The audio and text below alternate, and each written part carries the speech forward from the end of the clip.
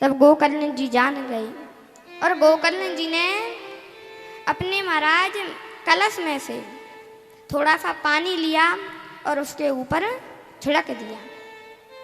महाराज जैसे ही वो छिड़का तो सो ही उससे धुंधुकारी से पूछा कि तुम कौन हो। तब उसने परिचय देते हुए कहा, भैया मैं तुम्हारा भाई धुंधुकारी हूँ। मैंने इतने पाप किए हैं, उन पापों के प्रभाव से मैंने अपना ब्रह्मत्व नष्ट कर दिया। मैंने इतने कुकर्म किए कि मेरे कुकर्मों की कोई गिनती ही नहीं है। यही कारण है कि मैं प्रेत बन गया। भैया इस प्रेत की योनि से मुझे मुक्ति आप ही दिला सकते हो। तब गोकर्ण जी बोले बड़े आश्चर्य की बात है, तुम्हें अभी तक मुक्ति ही नहीं मिली, जबकि तुम्हारे नाम से मैंने गया जी में पिंड दान किया था। तब महाराज उस प्रेत ने कहा, आप एक पिंड दान की बात कर रहे हैं, अगर आप करोड़ों पिंड दान करोगे तो भी मेरी मुक्ति संभव नहीं।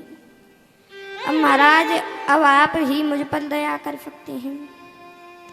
तब गोकर्ण जी ने कहा, अभी तुम जाओ, मैं बाद में विचार करता हूँ, क्योंकि मैं बड़ी दूर से चलकर आया हूँ तो मुझे बड़ी नींद आ रही है, मैं कुछ ना कुछ करता हूँ।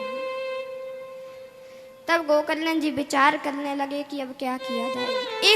इस बात में, इस चिंता में उनको नींद ही नहीं आई, क्योंकि हमारे ऊपर कोई टेंशन रहती है हमें, तो उस चक्कर में हमें ना खाने का ध्यान होता है ना सोने का ध्यान होता है, किसी चीज का हमें ध्यान ही नहीं होता। अब महाराज ऐसे विचार करते करते पूरी रात निकल गई, लेकिन उस समस्या का कोई समाधान ही नहीं मिला। रात में जो घटना घटी थी, उस घटना को गोकर्ण जी ने सोचा क्यों ना आज गांव में जाएंगे और बड़े बड़े आचार्यों को बताएंगे। अब उन्होंने सुबह बढ़िया से स्नान किया, संध्या वंदन करके वो गांव के विद्वान आचार्यों से कहा। उन्होंने धुंधुकारी के बारे में सारी बात बता दी। तब सभी ने अनेक शास्त्रों को देख लिया, लेकिन समस्या का कोई समाधान ही नहीं मिला। तब महाराज सभी आचार्यों ने विचार किया कि आप सूर्य नारायण भगवान का उपासना करो। आचार्यों की सलाह लेकर गोकर्ण जी ने अपने तप के द्वारा सूर्य नारायण भगवान की गति रोक दी। जब सूर्य नारायण भगवान के घोड़े नहीं चल रहे, तब सूर्य नारायण भगवान ने कहा सारथी से, अपने सारथी, जो सारथी होता है रथ चलाने वाला, उससे कहा, भाई रथ क्यों रोक दिया। तब उसके सारथी ने कहा कि प्रभु मैंने तो रथ रोका ही नहीं, लेकिन रथ तो अपने आप ही रुक गया।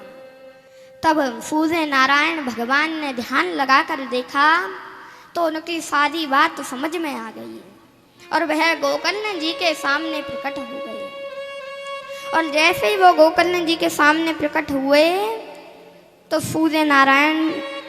जैसे ही सूर्य नारायण भगवान को गोकर्ण जी ने देखा तो सूर्य नारायण भगवान की स्तुति करते हुए कहा, तुभ्यं नमो जगत साक्षिं ब्रूहि मे मुक्ति हेतुकम्। गोकर्ण जी ने स्तुति करते हुए कहा, हे प्रभु आप सारे जो संसार है, सारा जगत है, आप इस सारे संसार के साक्षी हैं। मैं आपको बारंबार नमस्कार करता हूँ। मैंने आपको इसलिए स्मरण किया है ताकि धुंधुकारी की मुक्ति का साधन मुझे विचित्र हो जाए, क्योंकि मुझे इतना विद्वान नहीं,